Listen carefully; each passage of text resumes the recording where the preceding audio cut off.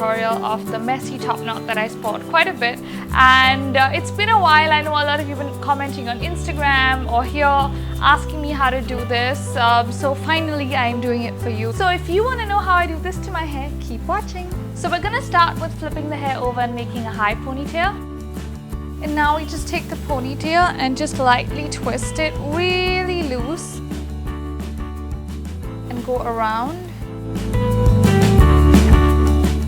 And then we just take the extra bit and just tuck it inside and then just secure it with U-pins. And we're done. So guys, if you liked this video or found it helpful, give it a thumbs up and comment below, tell me what you thought, and make sure you subscribe to my channel. Also check out Coupling, my new channel with Vaibhav. I don't know whether it's going to be on this side or this side, wherever it is, make sure you click on that link and watch my Sarojini Nagar haul as well down below. And I will see you guys soon. Bye!